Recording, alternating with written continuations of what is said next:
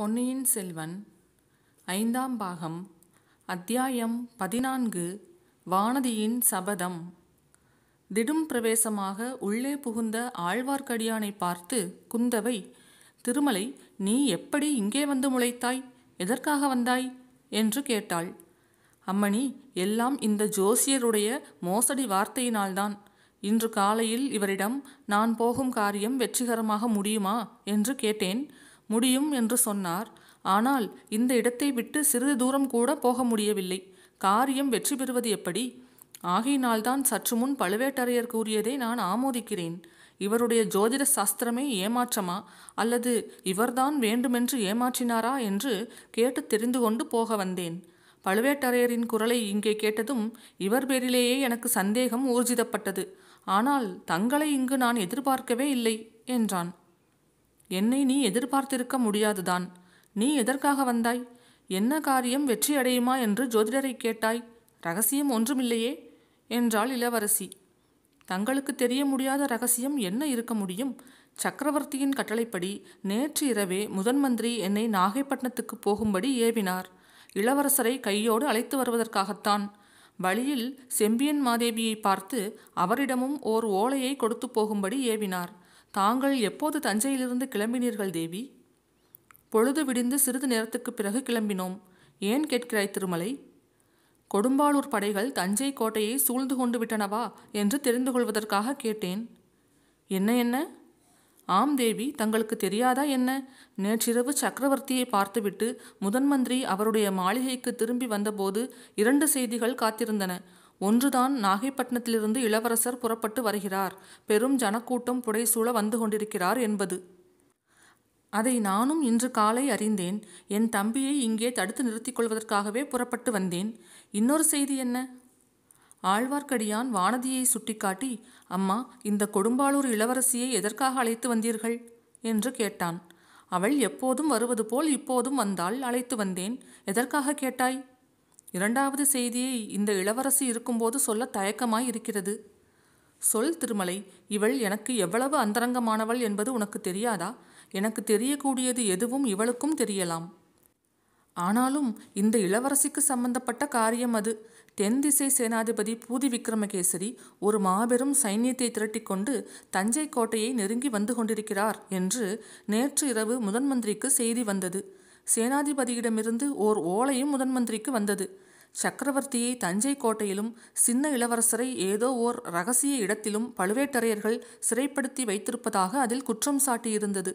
பழுவேட்டரையர்கள் தனாதிகாரி பொறுப்பையும் தஞ்சை காவல் பொறுப்பையும் விட்டு உடனே நீங்க வேண்டும் என்றும் இளவரசரை கொண்டு வந்து ஒப்புவிக்க வேண்டும் என்றும் எழுதியிருந்தது.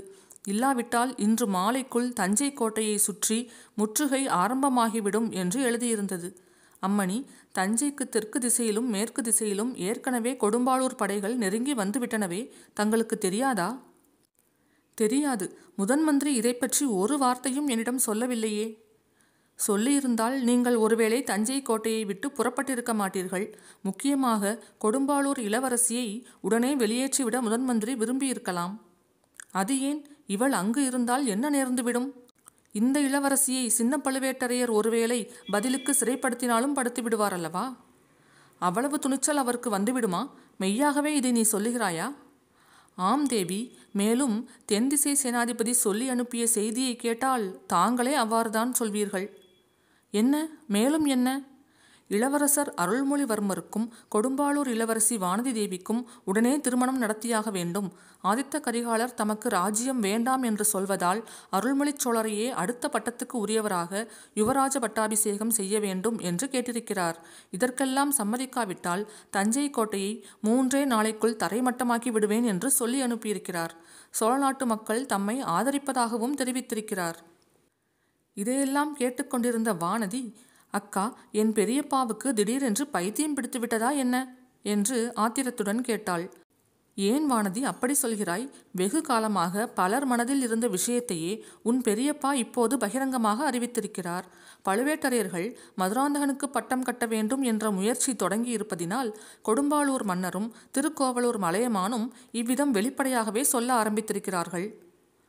ஆம் தாயே, திருக்கோவலூர் மலையமான் கூட இதற்குள் ஒரு பெரிய சைன்யத்துடன் கடம்பூர் கோட்டைக்கு சமீபம் வந்திருப்பார். என்னிடம் அவர் பேசியதிலிருந்தே அவ்வாறுதான் ஊகித்தேன். முதன் மந்திரிக்கும் தகவல் கிடைத்திருக்கிறது. ஆனால் இப்போது நான் அறிந்திருக்கும் செய்திகள் அவர்கள் இருவருக்கும் தெரியாது. அவர்கள் 2 பேருடனும் நான் பேசி உள்நாட்டு சண்டை நேராமல் தடுத்தாக வேண்டும். எப்படி செய்யப்போகிறேனோ தெரியவில்லை என்றாள் குந்தவை. தாயே, நிலைமை இப்போது மிகவும் முற்றி போய்விட்டது. இனிமேல் ஒரு பெரிய பாரத யுத்தம் நடந்தே தீரும் போல் இருக்கிறது. இதை பாரத யுத்தம் என்று கூறியது ரொம்ப சரி திருமலை. இப்போது யுத்தம் மூண்டால் அது ஒரு சகோதர சண்டையாகத்தான் இருக்கும். உற்றார் உறவினர்களுக்குள்ளே நிகழும் சர்வநாச யுத்தமாக இருக்கும். வானதி, இதை கேள். என் பாட்டனாரின் தகப்பனார் புகழ்பெற்ற பராந்தக சக்கரவர்த்தி பழுவேட்டரையர் குலத்தில் பெண் கொண்டார். அவருடைய மகள் என் சிறிய பாட்டி கொடும்பாளூரின் அரசரை மணந்து கொண்டாள். என் பாட்டனார் அரிஞ்சியர் கொடும்பாளூர் பெண்ணை மணந்து கொண்டார். என் தந்தையோ திருக்கோவலூர் மலையமான் மகளை மணந்திருக்கிறார். இப்படி இந்த 3 குல மன்னர்களும் எங்கள் குலத்துடன் நெருங்கிய உறவு பூண்டவர்கள். ஒன்றுக்குள் ஒன்றாய் கலந்து போனவர்கள். ஆயினும் அவர்கள் இப்போது கச்சை கட்டிக்கொண்டு சண்டைக்கு ஆயத்தமாகி வருகிறார்கள். இந்த விதியை என்னவென்று சொல்கிறது? இவர்களுடைய சண்டையினால் சோழராஜ்யமே அழிந்துவிடும் போல் இருக்கிறது. அக்கா, எனக்கு அதை பற்றியெல்லாம் கவலை இல்லை. எப்படியாவது சண்டை போட்டுக்கொண்டு சாகட்டும். ஆனால் இதில் என் பெயரை என் பெரிய தகப்பனார் எதற்காக இழுக்க வேண்டும்? உடனே திரும்பி போய் என் பெரியப்பாவை பார்த்து சண்டை பிடிக்க வேண்டும் என்று தோன்றுகிறது. அதனால் பயன் என்ன கண்ணே? நீ சொல்வதை உன் பெரிய தகப்பனார் கேட்க மாட்டார். நீயும் நானும் சேர்ந்து மன்றாடினாலும் பயன்படாது. சிறு வயது பெண்களாகிய நாம் சொல்வதை உன் பெரியப்பாவை போன்ற கிழவர்கள் கேட்க மாட்டார்கள். என் தம்பி அருள்மொழிவர்மன் மூலமாகத்தான் இந்த சண்டை நேராமல் தடுக்க முடியும். திருமலை, நீ போனவன் ஏன் திரும்பி வந்தாய்? அருள்மொழி இப்போது எங்கே இருக்கிறானாம்? திருவாரூரிலிருந்து நேற்றிரவே புறப்பட எண்ணியதாக கேள்வி. ஆனால் வழியெல்லாம் ஒரே வெள்ளக்காடாக இருப்பதால் வர முடியவில்லையாம். நானும் பழையாறைக்கு அப்பால் போக பார்த்து முடியாமல் திரும்பி வந்தேன். குடமுருட்டி உடைப்பெடுத்து கொண்டு ஒரே சமுத்திரமாக செய்திருக்கிறது.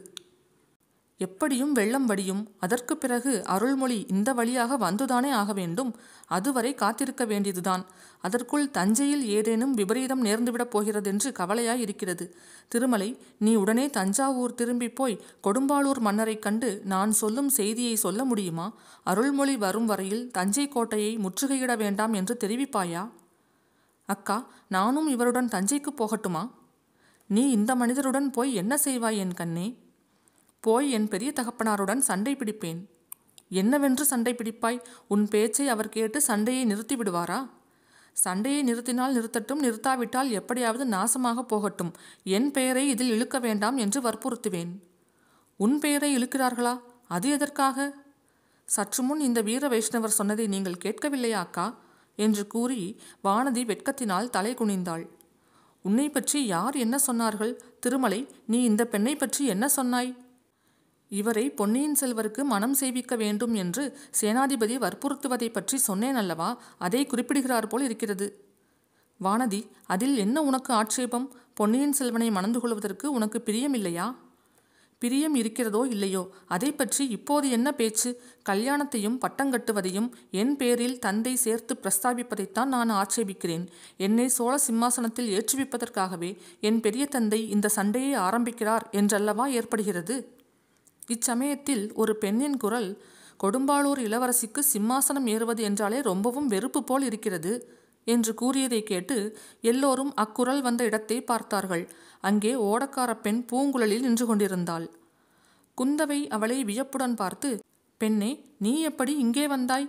இன்று காலை உன்னையும் ஈழத்து ராணியையும் காணாமல் நாங்கள் தேடி அலைந்தோமே, உன் அத்தை எங்கே என்று கேட்டாள். தேவி, மன்னிக்க வேண்டும்.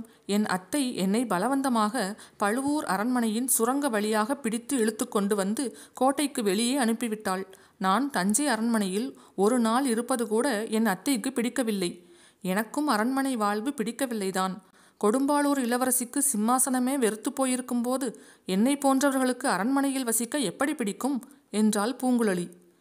பெண்ணே, எதையோ கேட்டால் எதையோ சொல்லுகிறாயே. உன் சித்தம் சரியான நிலையில் இல்லை போலிருக்கிறதே என்றாள் குந்தவை. அக்கா, இவள் சித்தம் சரியாகத்தான் இருக்கிறது. என்னை கேவலப்படுத்துவதற்காக வேண்டுமென்று இப்படி பேசுகிறாள். நான் சோழ நாட்டின் சிம்மாதனம் ஏறி மகாராணி ஆக வேண்டும் என்ற ஆசை கொண்டிருக்கிறேனாம். அதற்காகத்தான் தங்கள் தம்பியை பொன்னியின் செல்வரை மணக்க விரும்புகிறேனாம். இவளுடைய மனசு எனக்கு நன்றாய் தெரிந்திருக்கிறது என்றாள் வானதி. பாம்பின் கால் பாம்பறியும் என்ற பழமொழி பொய்யாக போகுமா என்றாள் பூங்குழலி. பெண்களே, நிறுத்துங்கள். எந்த சமயத்தில் என்ன பேசுவது என்றே உங்களுக்கு தெரியவில்லை. பூங்குழலி, உன் அத்தை இப்போது எங்கே இருக்கிறாள் என்று குந்தவை கேட்டாள். பழுவூர் மாளிகையைச் சேர்ந்த பொக்கிஷ நிலவரையில் இருக்கிறாள். எதற்காக? அங்கே ஒரு கொலைகாரன் கையில் வேலுடன் ஒளிந்து கொண்டிருக்கிறான். ஆகா, அவனை நாங்கள் இருவரும் இன்று அதிகாலையில் படுத்தி வைத்த பாட்டை நினைத்தால் எங்கள் இருவரையும் 2 பெண் பேய்கள் என்று நினைத்து கொண்டு அவன் மிரண்டு போய் அங்கும் இங்கும் ஓடியதை எண்ணினாள் என்று கூறிவிட்டு பூங்குழலி கலகலவென்று சிரித்தாள். இந்த பெண்ணுக்கு சித்தப்பிரமைதான் என்று குந்தவை மனதில் எண்ணிக்கொண்டு, அப்புறம் சொல், அவன் யார்? எதற்காக ஒளிந்திருக்கிறான்? உங்களுக்கு எப்படி அது தெரிந்தது என்று கேட்டாள். அதெல்லாம் எனக்கு தெரியாது தேவி. என் அத்தைக்கு வாய் பேச முடியாவிட்டாலும் காது கேளாவிட்டாலும் நமக்கெல்லாம் தெரியாத விஷயங்களை தெரிந்து கொள்ளும் அதிசயமான சக்தி உண்டு. அரண்மனையில் உள்ள யாரோ ஒருவரை கொல்லுவதற்காக அவன் அங்கே காத்திருக்கிறான் என்று எப்படியோ அறிந்து கொண்டாள். தேவி, 10 தலை ராவணேஸ்வரனுடைய கைகளை உடைப்பதற்கு என் அத்தை பிரயத்தனப்பட்டாலே அது எதற்கென்று தெரியுமா? தெரியாது. உனக்கு தெரிந்தால் உடனே சொல்லு. என் அத்தை ராவணன் கரங்களை தகர்க்க முயன்றதை பார்த்தபோது நீங்கள் எல்லோரும் அவளை பைத்தியக்காரி என்று நினைத்தீர்கள். ஆனால் என் அத்தை பிச்சி அல்ல. அந்த ராவணன் கைகளுக்கு மத்தியிலேதான் பழுவேட்டரையரின் நிலவரை பொக்கிஷத்துக்கு போகும் சுரங்கப்பாதை இருக்கிறது. ஆஹா, அப்படியா என்று குந்தவை அதிசயித்தாள். ஈழத்து ஊமை ராணி சக்கரவர்த்தியின் அரண்மனைக்கு எப்படி வந்தாள் என்பதும் தெரிகிறது என்றான் ஆழ்வார்க்கடியான். இத்தனை நாளும் அரண்மனையில் இருந்த நமக்கு அப்படி ஒரு சுரங்க வழி இருப்பது தெரியாமல் போயிற்றே. இருக்கட்டும், நீ ஏன் உடனே அரண்மனைக்கு வந்து எங்களிடம் இதையெல்லாம் சொல்லவில்லை? உன் அத்தையை தனியாக விட்டுவிட்டு ஏன் வந்துவிட்டாய் என்றாள் இளைய பிராட்டி. அத்தையின் பிடிவாதந்தான் காரணம். அங்கே ஒளிந்திருப்பவனை தான் பார்த்து கொள்வதாக சொல்லி என்னை வெளியே அனுப்பிவிட்டாள். ஏன் ஏன் அதைவிட முக்கியமான காரியம் எதற்காகவாவது உன்னை அனுப்பினாளா? ஆமம்மணி. அது என்ன பெண்ணே? பொன்னியின் செல்வருக்கும் ஏதோ ஆபத்து வரப்போகிறது என்று என்னுடைய அத்தை தன் அதிசய சக்தியினால் தெரிந்து கொண்டிருக்க வேண்டும். அவர் இருக்குமிடத்துக்கு போகும்படி என்னை அனுப்பினாள். ஆஹா, பொன்னியின் செல்வன் இருக்குமிடத்தை தேடித்தான் நீ போய்க் கொண்டிருந்தாயா? அப்படியானால் ஏன் நின்றுவிட்டாய்? இல்லை தேவி, உண்மையை சொல்லிவிடுகிறேன். அரண்மனை காரியங்களில் இனிமேல் தலையிடுவதில்லை என்று தீர்மானித்து விட்டேன். கோடிக்கரைக்கு தான் போய்க் கொண்டிருந்தேன். வழியில் இந்த வீர வைஷ்ணவன் என்னை சந்தித்து இங்கே அழைத்து கொண்டு வந்தான். நீங்கள் இருப்பது தெரிந்திருந்தால் வந்திருக்க மாட்டேன். பெண்ணே, அரண்மனை உனக்கு ஏன் அவ்வளவு வெறுத்து போய்விட்டது? எங்களை ஏன் பிடிக்காமல் போய்விட்டது? உன்னை யார் என்ன செய்து விட்டார்கள் என்று இளைய பிராட்டி கேட்டாள். என்னை யாரும் எதுவும் செய்துவிடவில்லை. யார் பேரிலும் எனக்கு குறையும் இல்லை. சில பேருக்கு சிம்மாதனம் பிடிக்காமல் இருப்பது போல் எனக்கும் அரண்மனை வாழ்வு பிடிக்கவில்லை, அவ்வளவுதான் என்று பூங்குழலி கூறிவிட்டு வானதியை கடைக்கண்ணால் பார்த்து நகைத்தாள். அதை கவனித்து வானதி ஆவேசம் வந்தவள் போல் ஓரடி முன்னால் வந்து கூறினாள், அக்கா, இவள் மறுபடியும் என்னைத்தான் ஏசி காட்டுகிறாள். நான் சொல்கிறேன் கேளுங்கள். தங்கள் திருப்பாதங்களின் மீது ஆணையாக சொல்கிறேன். ஆகாசவாணி பூமாதேவி சாட்சியாக சபதம் செய்கிறேன். பொன்னியின் செல்வர் இந்த கண்டத்திலும் தப்பி பிழைத்தாரானால், அவர் மனமுவந்து என்னை கரம் பிடித்து மணந்து கொண்டாரானால், அத்தகைய பெரும் பேறு எனக்கு கிடைத்ததானால் தஞ்சை அரண்மனை சிம்மாதனத்தில் நான் ஒரு நாளும் உட்காரவே மாட்டேன். இது சத்தியம், சத்தியம்.